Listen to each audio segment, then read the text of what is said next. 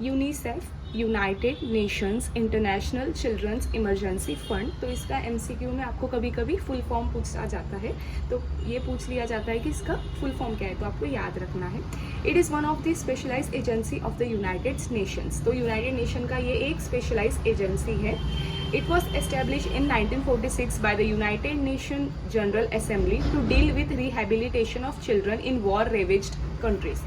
तो जिन कंट्रीज़ में वॉर हुआ था वहाँ के जो चिल्ड्रन है, वहाँ के जो बच्चे हैं, उनके रिहेबिलिटेशन और उनके बेटरमेंट के लिए इसको यूनाइटेड नेशन जनरल असेंबली ने एस्टेब्लिश किया है, वो भी 1946 में।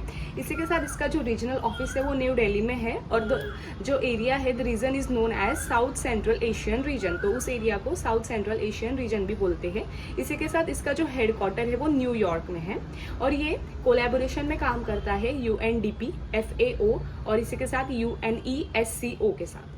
अब इसके क्या 4 मेन कंटेंट है सर्विस के, उसकी बात करते हैं। इसमें सबसे पहला है child health, provided aid for production of vaccination. तो वैक्सीन को जो एड लगता है प्रोडक्शन के लिए, उसकी हेल्प करता है यूनिसेफ। सेकेंड बात है कि इसने इंडिया के BCG वैक्सीनेशन प्रोग्राम को भी सपोर्ट किया है।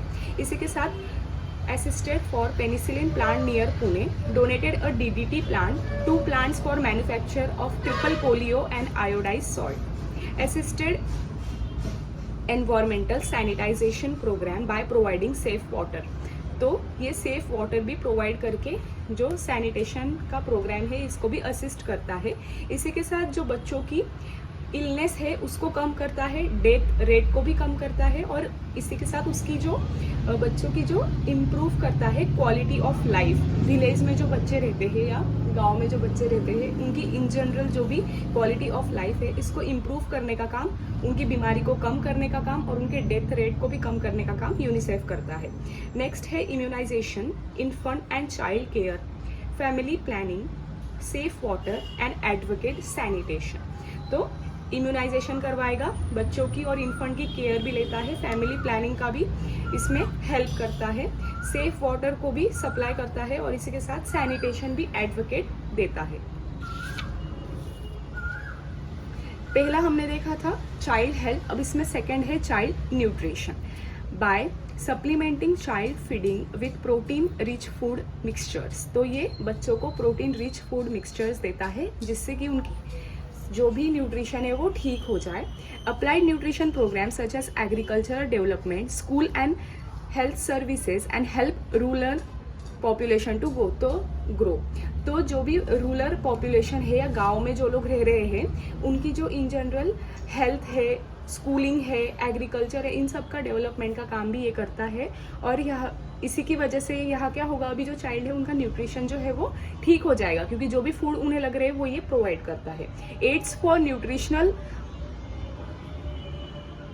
Child nutrition by supplementing child feeding with protein rich food mixtures. और इसी के साथ जो अप्लाइड न्यूट्रिशन प्रोग्राम है इसके अंदर वो लोग देखते हैं कि एग्रीकल्चर डेवलपमेंट सही होना चाहिए, स्कूल हेल्थ सर्विसेज, और इसी के साथ जो बच्चे रूरल एरिया में रह रहे हैं उनका चाइल्ड न्यूट्रिशन और ग्रोथ सही से होनी चाहिए। इसी के साथ जिन बच्चों में विटामिन A की कमी की वजह से ज़ीरोफ्थैल्मिया हुआ है उन लोगों को वो high doses of vitamin A देते हैं, और वो ये भी ध्यान रखते हैं कि जिन एरिया में एंडेमिक गॉइटर बार बार फैलता है वहाँ पे आयोडीन और सॉल्ट का जो कॉम्बिनेशन है वो सही होना चाहिए, मतलब उसमें आयोडीन प्रेजेंट होना चाहिए। इसी के साथ अनीमिया को ठीक करने के लिए या ओवरकम करने के लिए वहाँ पर आयरन और फॉलेट की टैबलेट्स भी दी जाती है। नेक्स्ट बात करें family and child welfare. Improve child care by parent education, day care centres, child welfare, youth agencies and women club. तो इसी के साथ तीसरा काम जो यूनिसेफ का है वो फैमिली और बच्चों का जो वेलफेयर है वो भी देखता है कि चाइल्ड का जो केयर सही से होनी चाहिए, पेरेंट्स को भी उतना एजुकेशन होना चाहिए।